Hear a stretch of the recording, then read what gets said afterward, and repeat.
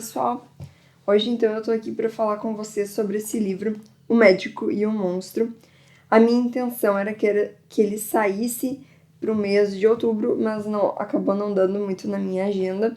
Então eu tô lançando aqui no mês de novembro, porque ele é um livro mais clássico de terror. Não sei se seria bem essa classificação, mas algo assim do terror e investigação. Mas não deu, então eu tô deixando para sair mesmo neste mês de novembro. E vou falar então sobre este livro com spoilers, mas não se preocupem que eu vou colocar a partir do momento em que eu vou dar spoilers. Eu sei que esse livro aqui, ele já é bem conhecido em enredo, então acredito eu que de certa forma muitas pessoas conheçam já o fim da história, o desenrolar, mas é preciso para realmente a discussão desse livro ser enriquecedora, eu tratar ele a partir do spoiler, porque é a partir daí que a gente começa, mais pro final do livro, a desenvolver ideias que estão contidas aqui, que a gente pode tirar para nossa vida, enfim, como qualquer clássico que tem aquela sua mensagem contundente que passa através dos tempos. Antes de falar desse livro propriamente, eu só gostaria de lembrá-los que aqui na descrição do vídeo vocês encontram o link da Amazon deste, e talvez se eu mencionar qualquer outro livro ou qualquer outro item, vai estar aqui na descrição o link. Lembrando que toda vez que vocês compram através do meu link qualquer livro ou qualquer item mesmo da Amazon, vocês estão me ajudando. Também solicito que se inscrevam no canal, curtam o vídeo, comentem, deixem seu like e compartilhem o vídeo, que vocês também me ajudam muito. E também deixo aqui na descrição do vídeo o link para o meu blog, que lá eu escrevo sobre livros e sobre outros assuntos, caso alguém queira conferir. Bem, então esse livro, O Médico e o Monstro, é do escritor Robert Louis Stevenson. Essa história se passa em Londres. E assim, esse livro, então, ele tem uma pegada, como o nome sugere, Médico e Monstro, de moralidade, né? No fundo, é uma história de terror, uma história intrigante, é uma história que eu acredito que quem ia gostar muito são aqueles jovens adolescentes que estão começando a ler, que é um livro fácil, ele é fininho, eu li ele um dia, tem um quê investigativo, embora que eu acho que nesse quesito ele falha um pouco, mas é um livro estimulante, é um livro que a gente quer saber o que vai acontecer, é um livro interessante, e esse escritor, né, como eu falei, tem uma pegada de moralidade bem e mal, né, ele teve uma criação, pelo que eu andei lendo, que foi bem religiosa e muito, como é que eu vou dizer, assim, coercitiva, né, e ele não se adaptou com isso e assim que pôde saiu de casa para viver sua vida. Mas a gente percebe que tem, sim, ainda elementos religiosos na vida dele, porque ele passou isso para o livro. Ele fala, por exemplo, que o Dr. Jack, o personagem que eu já comentarei aqui, ele tinha livros de fé, livros religiosos em casa, que ele gostava de ler. Enfim, a gente sente que o personagem bom aqui, o médico, o Dr. Jekyll, ele é uma pessoa que tem certos aspectos da moral cristã consigo. Falando brevemente sobre esse livro aqui, sobre essa edição da Príncipes aqui, a página, ela não é muito legal, ela é áspera, não sei se... Aqui, ó, pra ouvir o barulho da aspereza. Não tem nenhum texto de apoio, e eu comprei num sebo. Andei um pouco mais, entrei em outro sebo, e lá tinha o da Pinguim e Companhia. Eu me arrependi de não ter comprado, porque o da Pinguim e Companhia sempre tem textos de apoio maravilhosos, mas tudo bem. O texto em si, ele é bom. E geralmente dessa editora são mais em conta os livros, mas eu acho que eu preferiria ter lido da Pinguim e Companhia. Mas tudo bem. Bem, o Sr. Utterson é um advogado e através dele, não é em primeira pessoa, é em terceira pessoa narrativa, mas o autor se vale deste personagem como aquele que vai investigar o caso do Dr. Jekyll e do Dr. Hyde. Então o Sr. Utterson é um advogado e ele está em mãos com o testamento do seu amigo, o Dr. Jekyll. E o testamento deixou o advogado muito incomodado pelo seguinte, que diz no testamento que em caso de morte do Dr. Jekyll ou desaparecimento, o Dr. Hyde deve ficar com todos os seus bens e comandar todos os seus bens, todos os seus empregados. E isso é um texto que deixa suspeitas. O Dr. Utterson estranha demais por que ele vai morrer ou sumir de repente. E por que deixar com o Dr. Hyde? Porque o Dr. Hyde Nos poucos momentos em que ele aparece de noite, apareceu cometendo coisas, no mínimo, questionáveis, né? Bem na arrancada do livro já vai nos contar uma espécie de crime, se não chega a ser crime, é uma coisa muito estranha que ele fez, e ele gera antipatia nas pessoas. O Dr. Hyde é um homem que está descrito aqui como um homem que tem uma deformação que não se vê. É um aspecto de deformidade. Quando as pessoas olham para ele, sentem que há algo estranho nele, algo disforme, embora ele tenha uma aparência normal. Ele é um homem baixinho, ele é jovem e ele parece ter consigo certa maldade, ele causa um mal-estar nas pessoas. Eu achei essa descrição muito interessante, assim, desse indivíduo. Eu não consegui imaginar ele muito bem, mas essa sensação de algo mal, algo ruim, o autor conseguiu deixar. O Dr. Hyde, então, é essa pessoa estranha e que tem acesso ao laboratório que fica na casa do Dr. Jekyll. E ele tem esse livre acesso. Todos os funcionários da casa são orientados pelo Dr. Jekyll a deixar o Dr. Hyde entrar e fazer o que ele bem entender. E o Dr. Hyde tem esse nome Hyde em referência a escondido. Isso não é uma analogia muito discreta no livro. O próprio Dr. Utterson faz uma espécie de brincadeira com os nomes. Ele diz, se ele é o Dr. Hyde, eu vou ser o Dr. Sick. Né? Então, Hyde de escondido e o Sick que procura. Eu vou descobrir isso, eu vou de atrás dessa informação. Então, porque existe algo que o Dr. Hyde tem de escondido. Vai chegar um momento em que o Dr. Hyde ele vai sumir do mapa após cometer mais um crime, mais uma situação esquisita aí. Não vou comentar o que ele faz, mas ele vai desaparecer de novo, Hyde escondido, né? Vai se esconder. E o Dr. Jekyll vai, a princípio, parecer estar melhor sem ele. Volta à vida e diz pro Sr. Utterson, o senhor tinha razão, é melhor me afastar mesmo dessa pessoa.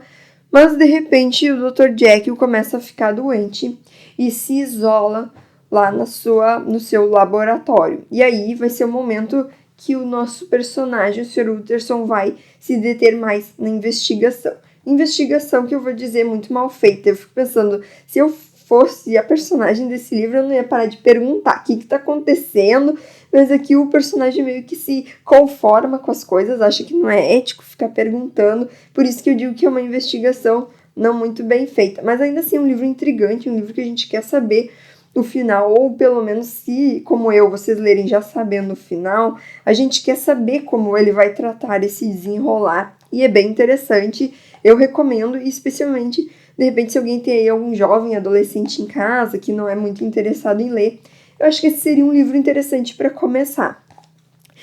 A partir daqui, vai o meu alerta de spoiler. Vocês estão avisados, tá, gente? Eu tenho que comentar esse final, porque senão a nossa fala sobre esse livro fica realmente muito pobre. O último capítulo, que se chama O Depoimento Completo de Henry Jekyll sobre o caso, é o que o Dr. Jekyll vai realmente esclarecer o que tinha por trás dessa estranha convivência entre Dr. Hyde e Dr. Jekyll. E ele vai abrir o jogo para nós. O que acontece? O Dr. Jekyll, como um profissional químico que sabe muito de um subterfúgio para criar a fantasia, né? Ele sabe criar fórmulas químicas e criou uma fórmula que separa nele a bondade e a maldade dele como se fossem duas pessoas diferentes. Então ele tomou essa poção que ele criou e no momento deu efeito e ele virou duas personalidades. Ele se sentiu como o Dr. Jekyll, mais leve, mais iluminado, mais feliz, como se ele estivesse diante apenas da bondade dele.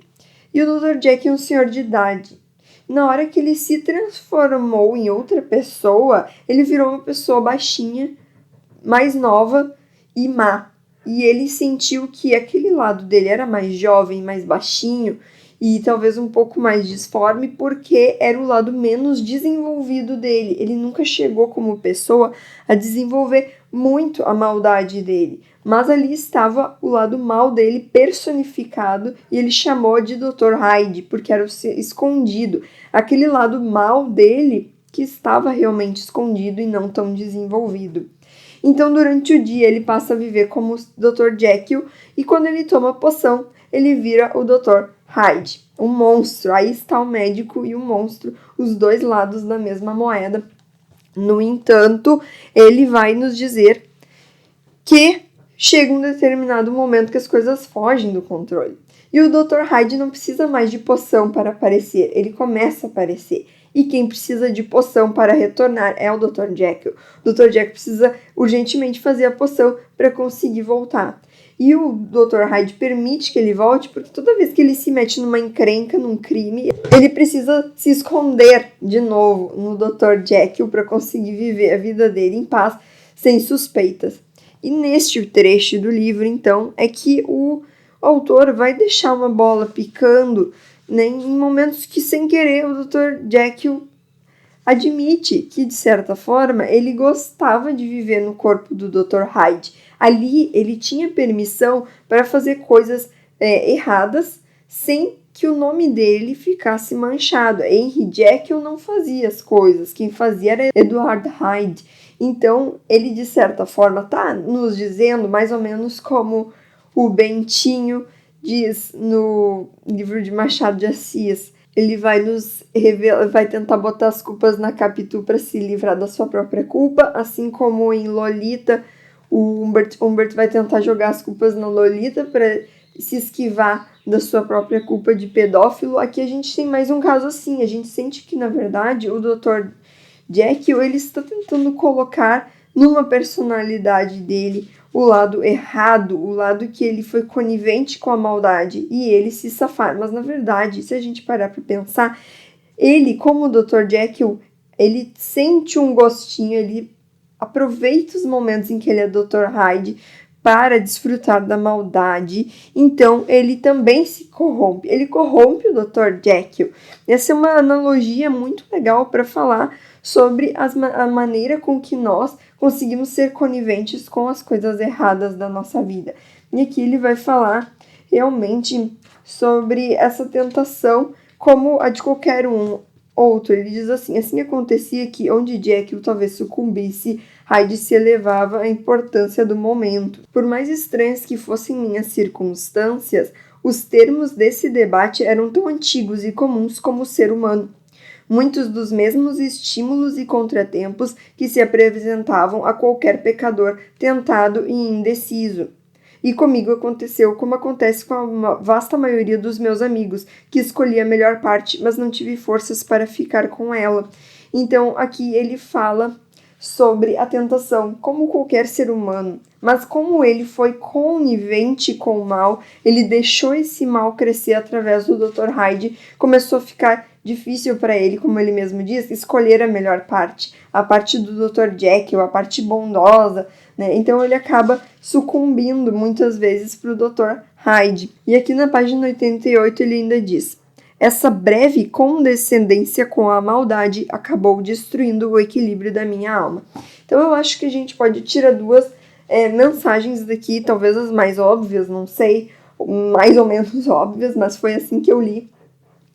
Primeira, de que, na verdade, nós talvez tentemos fazer algo parecido com o Dr. Jekyll. Quando ninguém está vendo, eu sou conivente com a maldade. Eu cultivo os meus vícios escondidos. Uma coisa que me veio na cabeça, um exemplo, assim, é que eu acho assim, a gente vive num mundo que hoje está com certeza muito mais aberto a coisas erradas. Os princípios morais têm sido questionados por conta de, talvez, um ativismo cultural que existe por aí. Porque a nossa sociedade, ela tem base, sim, na moral judaico-cristã ou na filosofia greco-romana, que são os pilares, né, de todas as nossas leis, de toda a nossa Constituição, né? Mas a gente tem aí um grupo que vai fazendo uma engenharia social e desconstruindo o que é certo ou errado. O que é satanismo, e satanista é cult. Eu andei falando isso lá no livro que eu falei sobre O Último Exorcista, né? Tenta se transformar a maldade numa coisa bonita, legal. E aí, por exemplo, um amigo estava me falando uma série que, se eu não me engano, é A Missa da Meia-Noite. né, nem um pouco sugestivo com coisas satânicas. E aí a Beata que é uma pessoa que era para ser boa, que quer distribuir Bíblia para os alunos, ela já é taxada como uma pessoa que na verdade é má, é uma pessoa que vive uma vida dupla, né? Então existe essa coisa de tentar dizer que o que é bom é mal, o que é mal é bom, subverter os valores. Acho que nessa época que o Médico e o Monstro foi escrito não era bem assim. E aqui o Dr. Jekyll era bom à medida que ele tinha livros piedosos e o Dr. Hyde ia lá e escrevia blasfêmias no livro dele. Ele era uma pessoa que fazia caridade, ele era bom no meio em geral, mas ele era conivente com a maldade nas escuras. Né? E quantas pessoas, por exemplo, não acham que ainda a pornografia, por exemplo, é uma coisa má? Mas, né, num grupinho mais indiscreto ali do futebol, não sei o que, se manda no WhatsApp um monte desses vídeos, né? E ali não tem problema. Então, de certa forma, a gente é conivente com a maldade. E aqui, ali, as escondidas, onde não está todo mundo vendo. E outra coisa é a questão da condescendência com a maldade. Quando tu abre uma pequena porta, uma pequena brecha para coisas ruins na tua vida, isso vai se espalhando como erva daninha se tu não tenta tirar. É o que aconteceu com o Dr. Jekyll, na hora que ele deixou aquela monstruosidade dele se personificar, chegou um momento que ele já não teve mais força, né, para conseguir vencer as tentações, como ele mesmo coloca. Então, como eu falei, é um livro que tem sim uma pegada bem moralista, ele é um livro que vai falar isso de certo e errado, coisa que eu acho que está muito fora de moda hoje, né? Mas é muito interessante, porque ele vai realmente colocar essa questão, e foi o que me chamou a atenção para ler o livro, de que todos nós conseguimos carregar um médico e um monstro dentro de nós. Existe até aquele dizer, né, de médico e louco, todo mundo tem um pouco. Mas assim, eu queria também falar que eu andei vendo vários vídeos aí de booktubers falando sobre esse livro com uma pegada junguiana. Eu nunca li Carl Jung, eu não sei assim que fala, né, esse psicanalista, mas o que o pessoal diz é que ele fala sobre não esconder a maldade em nós, não adianta tu engavetar a tua maldade, tu tem que olhar pro teu lado mal também. Agora, o que eu não entendo que Jung quer dizer ele está falando pra gente encontrar o nosso lado mal e como se fosse um câncer que não, se tu deixar ele ali escondido, ele vai continuar crescendo dentro de ti. Então, o correto é tu olhar para aquilo, operar e tirar de dentro de ti aquela célula maligna que está se multiplicando. Agora, tu encontrar a tua maldade para alimentar ela, aí tu vai estar fazendo o que eu sinto que foi o que o Dr. Jekyll fez, deixou o Dr. Hyde se alimentar e crescer e tomar forma. Então, eu não sei o que o Jung quer dizer. Se é pra gente encontrar o nosso lado mal, é pra gente tolir ele. Aí eu concordaria. Não podemos deixar ele crescer, não adianta ignorar. Mas também não dá pra deixar ele crescer. A gente tem que ir na raiz daquele mal e arrancar ele. Agora, se for pra cultivar a maldade, tornar ela mais presente na nossa vida, aí eu já não consigo concordar. Enfim, digam o que vocês acharam, se vocês já leram, o que vocês concluíram, se vocês indicariam esse livro para mais alguém, ou se tem algum livro para me indicar. E eu espero vocês, então, no próximo vídeo. Muito obrigada!